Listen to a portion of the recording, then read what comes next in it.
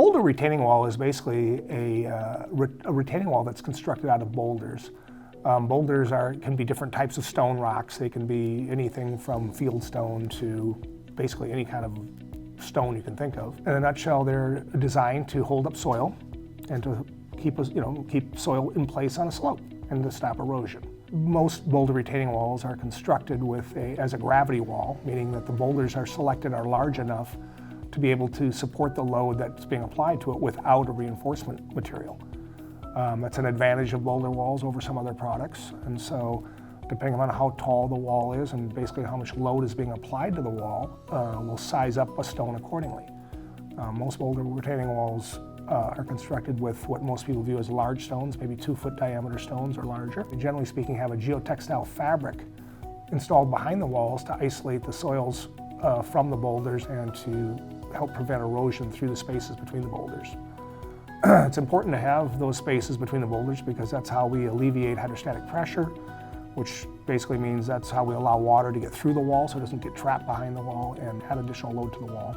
A drainage system is oftentimes installed behind a boulder retaining wall to also help alleviate that hydrostatic pressure. Boulder walls are generally installed with an excavator with a rotating grapple on it.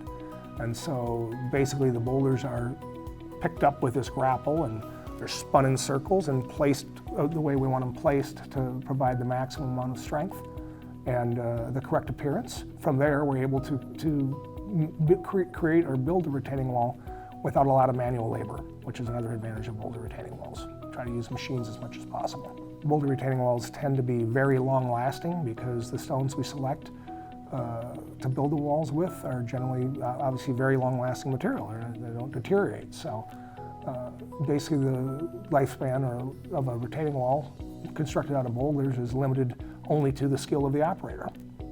So they're one of the longest lasting retaining walls that we're able to build. The aesthetic is a more natural aesthetic that you might find in nature, which a lot of people find that to be a really nice addition, particularly in a suburban or a wooded lot, or maybe a lakeshore property. Additionally, boulder retaining walls can be a fairly reasonable economic choice.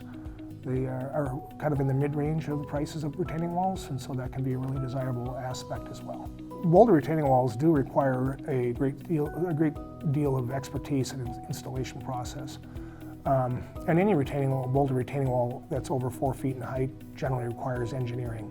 So you'll have to hire a licensed structural engineer to design the retaining wall and then implement that plan. The boulder retaining walls are basically installed in a way that sets them back about 1 foot for every 4 feet in height. We call that the batter of the retaining wall. It's generally speaking kind of the accepted batter. And then if you don't do it properly, what'll happen is the retaining walls will fail. Either the boulders will wash out and tip over forward, or they can wash out and tip over backward, which is a little unusual, but on a gravity wall, they can actually fall both directions. So while a properly installed boulder retaining wall will last a lifetime, an improperly installed boulder retaining wall might only last a day. So it's really critical that they get installed properly.